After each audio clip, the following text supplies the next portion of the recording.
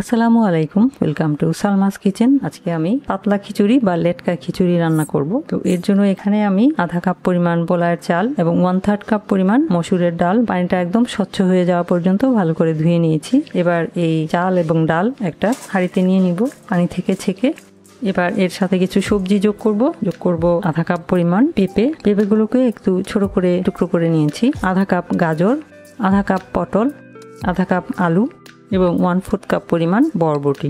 এবার এর মধ্যে দিয়ে দিব একটা তেজপাতা 2 টুকরা করে ছিঁড়ে, 1 চা চামচ পরিমাণ আদা এবং রসুন বাটা, একটি পেঁয়াজ কুচি, আধা কাপ পরিমাণ চিচিঙ্গা।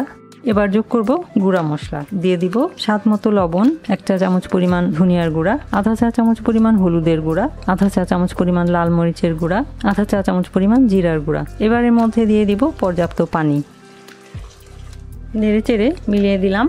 এবার ঢাকনা দিয়ে চুলাটা অন করে দিয়ে রান্না করব 10 মিনিট। ফিরে আসছি 10 মিনিট পর। 10 মিনিট পর ঢাকনা খুলছি। খিচুড়িটার এই অবস্থা হয়েছে। সবজি আর ডাল চাল মোটামুটি সিদ্ধ হয়েছে, তবে এটাকে আমি যেহেতু নরম খিচুড়ি বানাবো তাই এটাকে একদম পুরোপুরিভাবে ভালো মতো সিদ্ধ করে নিব। তাহলে এটাকে আমি আরও 15 মিনিট রান্না করে নিব। ফিরে আসছি 15 মিনিট পর। আরও 15 মিনিট পর ঢাকনা খুলছি। এই যে সবজি আর চাল ডাল একদম সিদ্ধ হয়ে গেছে।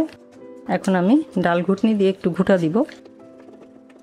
প্রথম পর্যায়ে আমি 1 লিটারের মতো পানি দিয়েছিলাম, এখন আমি আরও আধা লিটার পানি যোগ করব। যেহেতু নরম খিচুড়ি বানাবো তাই পানি হওয়াটা বেশি জরুরি। দিয়ে দিলাম আরও আধা লিটার পরিমাণ পানি। ডাল ঘুটনি দিয়ে আরেকবার একটু ঘোটা দিব। এবার আমি ঢাকনা দিব না, ঢাকনা ছাড়াই একটু পরপর নেড়ে চেড়ে খিচুড়িটাকে এবার রান্না করতে হবে, তা না হলে কিন্তু নিচে লেগে যাওয়ার সম্ভাবনা থাকবে। 2-3 মিনিট পরপর নেড়ে চেড়ে দিতে হবে। এইভাবেই আমি আরও 10 মিনিট রান্না করে নিচ্ছি। আর 10 মিনিট পর আমার খিচুড়িটা এরকম অবস্থা হয়েছে। চাল ডাল একদমই ম্যাশ হয়ে গেছে, সবজি কিছু কিছু আছে, এভাবেই খেতেই ভালো লাগে। এখন আমি বাগার দিব। বাগার দেওয়ার জন্য একটা সসপ্যান বসালাম। সসপ্যানের মধ্যে দিয়ে দিব 2 টেবিল চামচ পরিমাণ রান্নার তেল। তেলটা গরম করে নিব। তেল গরম হয়ে গেলে দিয়ে দিব 3টি আস্ত শুকনো মরিচ, আধা চা চামচ পরিমাণ আস্ত কালো জিরা, আধা চা চামচ পরিমাণ আস্ত জিরা। এবার ভেজে নিব। যখন জিরা, কালো জিরা আর লাল মরিচের সুন্দর ঘ্রাণ বেরোতে থাকবে সে পর্যায়ে দিয়ে দিব 1/4 কাপ পরিমাণ পেঁয়াজ কুচি। পেঁয়াজ কুচিটাকে লাল করে ভেজে নিব। পেঁয়াজটা যখন লাল হয়ে বেরেস্তার মতো ভাজা হয়ে যাবে সে পর্যায়ে পাশের চুলার খিচুড়ি থেকে 1 চামচ পরিমাণ এনে দিয়ে দিলাম এবং আরও 1 চা চামচ পরিমাণ এনে দিয়ে দিলাম। এবার এই বাগারটা নিয়ে পুরো খিচুড়ির মধ্যে ঢেলে দিব। এবার এর মধ্যে দিয়ে দিব আধা চা চামচ পরিমাণ ভাজা জিরার গুঁড়া, 1 চা চামচের 4 ভাগের 1 ভাগ পরিমাণ ভাজা গরম মশলার গুঁড়া, 2-3টি চিড়ে নেওয়া কাঁচামরিচ, ধনিয়া পাতা কুচি করে দিব। এবার মিলিয়ে নিব।